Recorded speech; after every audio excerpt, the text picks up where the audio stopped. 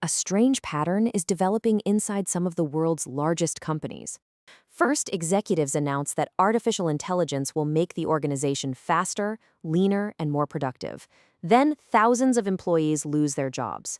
Investors often respond positively because payroll expenses are falling and more money can be redirected toward AI. But several months later, another problem appears. Projects slow down. Customers become frustrated. Junior employees cannot solve unfamiliar problems without experienced colleagues. AI-generated work looks convincing, but contains mistakes that nobody notices until something breaks. And in some cases, companies begin hiring people again for roles they recently believed could be eliminated. So this video is not simply about AI taking jobs. It is about what happens when companies confuse automating certain tasks with replacing the people who understand the entire system. The AI boom becomes a layoff strategy. When generative AI became widely available, companies initially described it as a tool that would assist employees. The public message was usually that AI would handle repetitive work, while people focused on judgment, creativity, and more valuable decisions. In practice, the financial calculation quickly became more aggressive.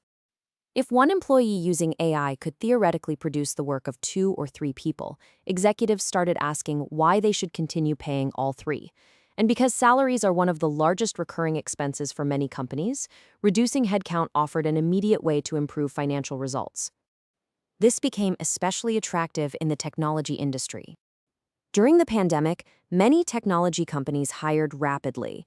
Online services were growing, interest rates were low, and investors rewarded expansion. When that environment changed, companies were already under pressure to reduce costs.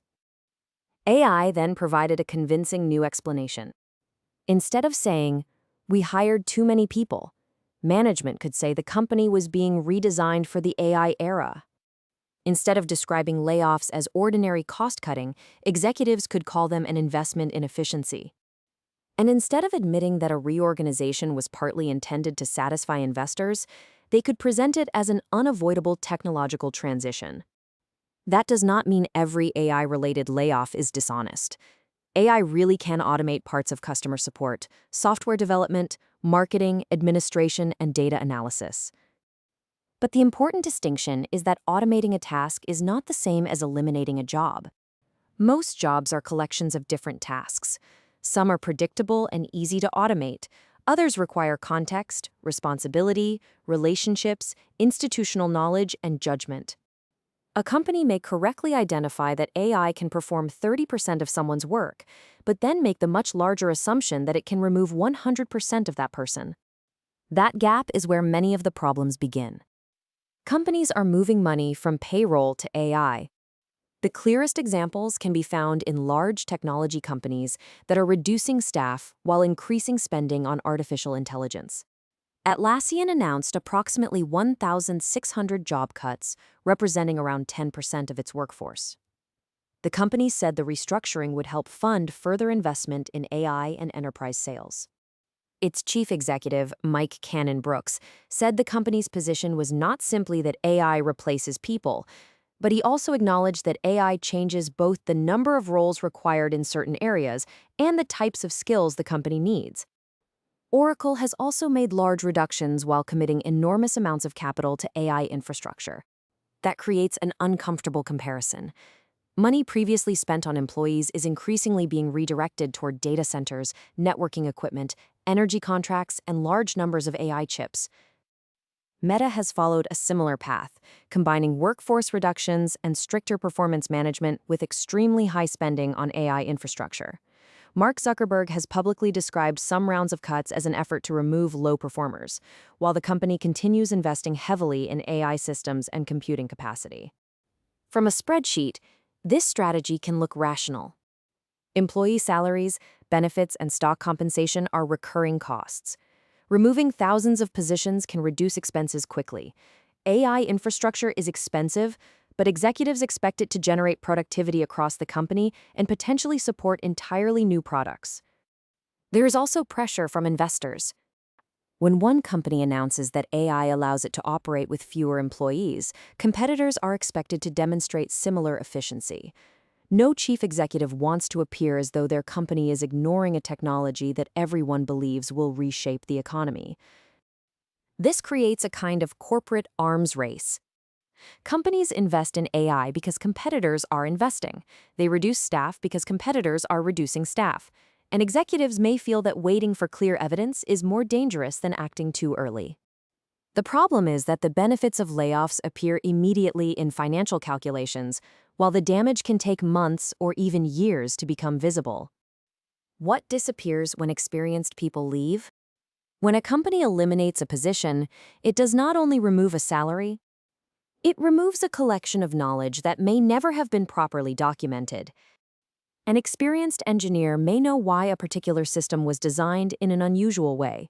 A customer support employee may recognize a serious problem from a small detail in a complaint. A quality inspector may notice a pattern that is difficult to express as a formal rule. This is sometimes called institutional knowledge. It is the understanding employees develop by working through previous failures, unusual customer situations, internal politics, outdated systems, and decisions made years earlier. AI can search documentation, summarize reports, and suggest likely answers, but it cannot retrieve knowledge that was never written down. And most companies document far less than they believe they do. An internal guide may explain how a process is supposed to work. The experienced employee knows how it actually works. That difference matters.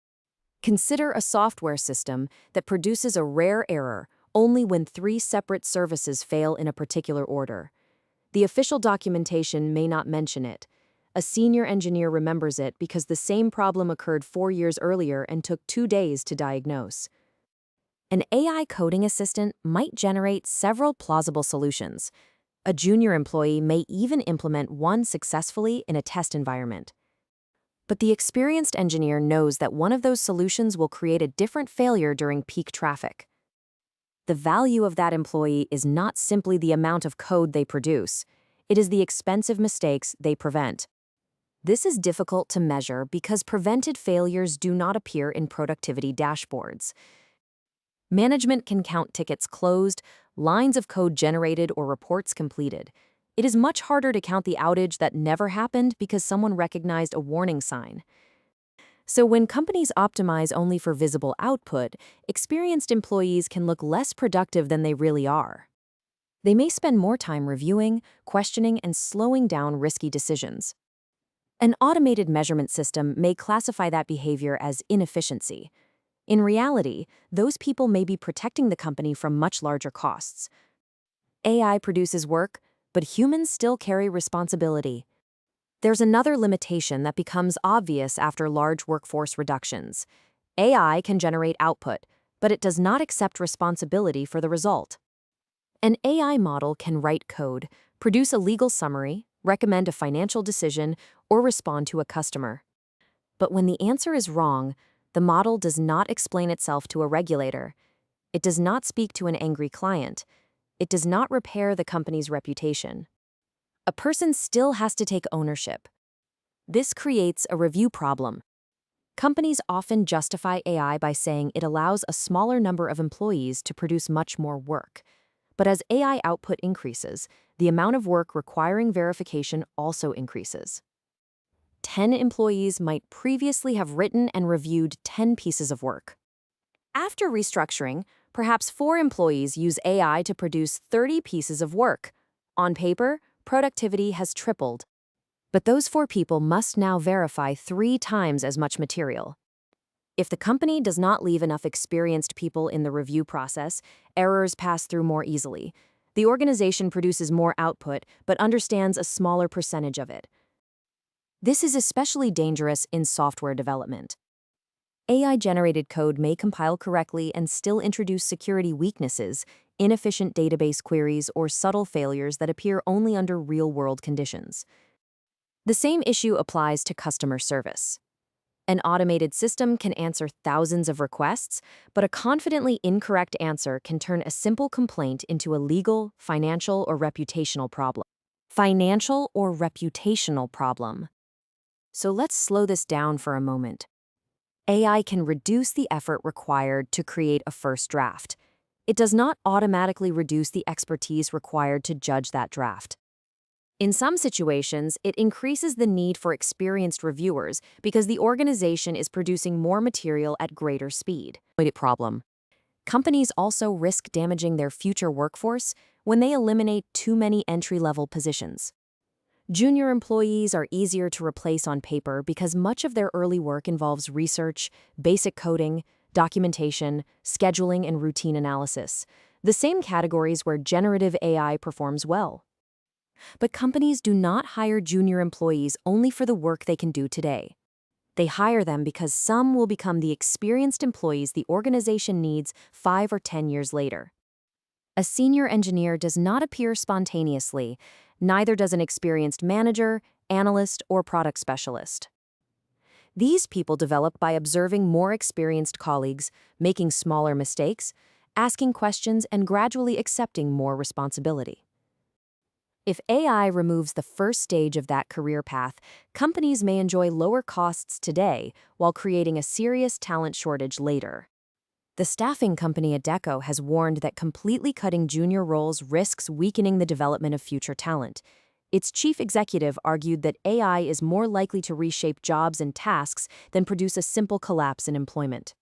This is one reason the claim that AI will eliminate an entire profession can be misleading. AI may remove the basic tasks that once trained people for advanced work. But unless companies create a new training process, they eventually run out of people capable of performing the advanced work. An organization may then discover that it still needs senior expertise, but no longer has a reliable way to produce senior experts. Why the first productivity numbers can be misleading. One reason companies overestimate AI is that early productivity experiments often measure controlled tasks. Give an employee a clearly defined assignment. Provide all the required information and ask them to complete it with and without AI. In many cases, the AI-assisted employee finishes faster. That result is real. But everyday work is not always clearly defined. The difficult part is often deciding what the problem actually is. A customer reports that an application is slow. Is the problem the user's device, the network, the database, a recent update, or an external service? An experienced person asks questions, collects evidence, and narrows down the possibilities. An AI system can help at every stage, but only after someone gives it the correct context and recognizes when its answer does not match reality. Benchmarks usually test whether an AI model can answer a question when the task has already been selected and packaged for it. Workplaces contain unclear goals, incomplete information, conflicting incentives, and unexpected consequences. That is why benchmark intelligence and organizational usefulness are not the same thing. A model may perform extremely well on coding tests, but still be unable to understand why a technically correct change would upset an important customer.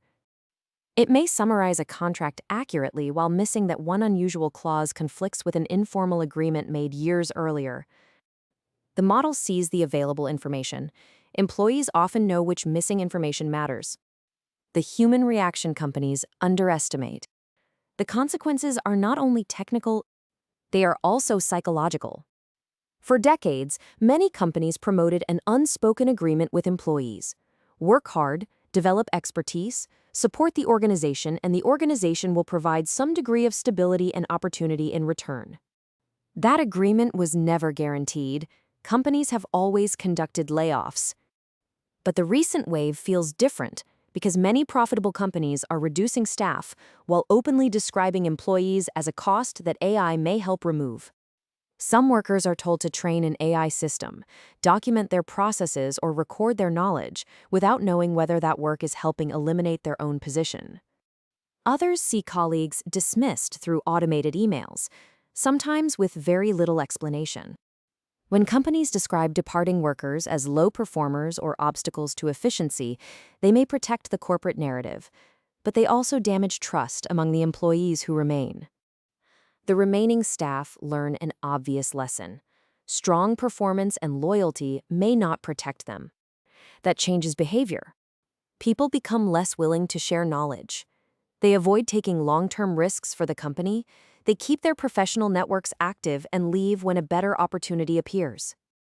The organization may retain employees physically while losing their commitment. This is sometimes called survivor syndrome. Workers who remain after layoffs can experience anxiety, guilt, and uncertainty. Their workload often increases because fewer people are responsible for the same systems. Management may expect productivity to rise because AI tools are now available.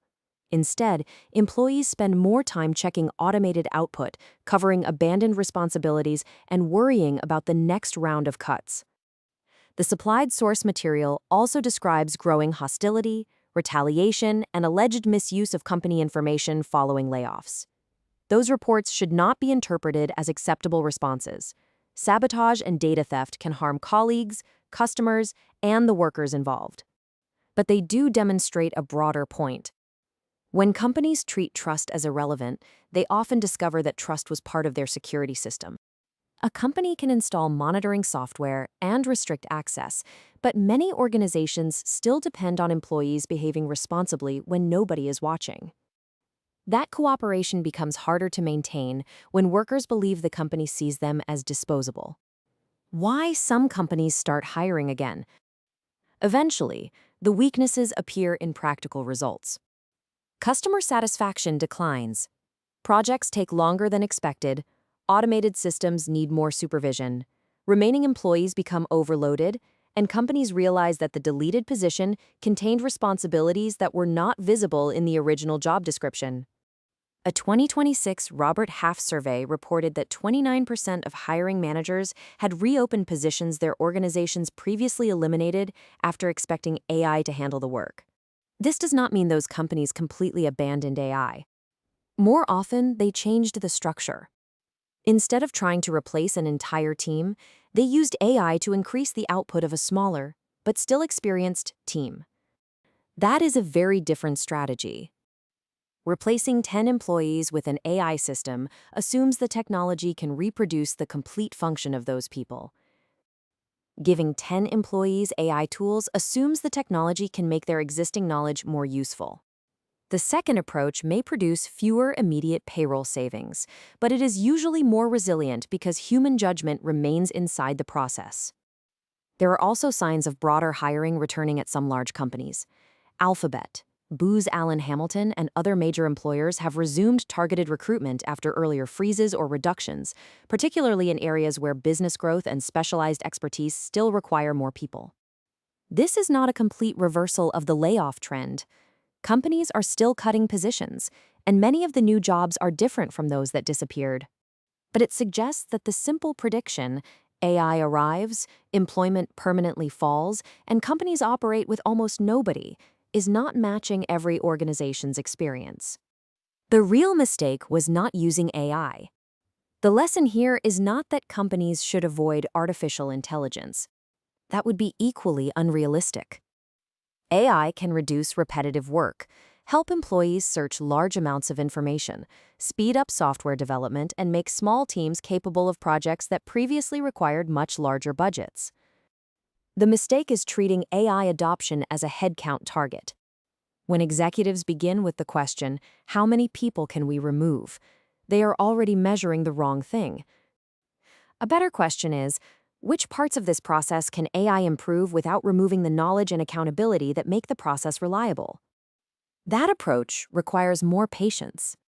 Companies must study actual workflows rather than job titles. They need to identify which tasks are repetitive, which decisions require judgment, and which employees hold knowledge that has never been documented. They also need to measure quality, customer outcomes, and long-term risk, not only the speed and quantity of output. And in many cases, they need to retrain employees instead of replacing them. That may sound less dramatic than announcing that an entire department has become AI-powered, but it is more likely to create lasting productivity. The broader AI layoff trap. There is a deeper problem behind all of this. Even when executives privately understand that replacing employees too quickly may damage the company, competitive pressure can still push them toward layoffs. If a competitor reduces costs using AI, investors may expect the same response from every company in the sector. No individual company wants to be the one maintaining a larger workforce while rivals report higher short-term margins. Researchers have described this as an AI layoff trap. Individual firms may have an incentive to automate aggressively even when widespread displacement creates harmful results for businesses and workers collectively. That does not mean every job will return, or that AI has no effect on employment. Some positions will permanently disappear. Others will become smaller or more specialized. New categories of work will emerge, although not necessarily in the same locations or for the same employees who lost their jobs. The important point is that the transition will not be as clean as many corporate presentations suggest. AI does not simply enter a company and identify the correct number of workers. Executives make those decisions using incomplete information, financial pressure, and assumptions about technology that may later prove wrong. And when they cut too deeply, rebuilding is difficult. The company can repost a job. It cannot instantly restore the relationships, experience, and trust that disappeared with the employee. Closing. So when a company lays off thousands of people and says AI will make the organization more efficient, the claim may be partly true. AI may genuinely reduce certain workloads. It may allow fewer employees to produce more material.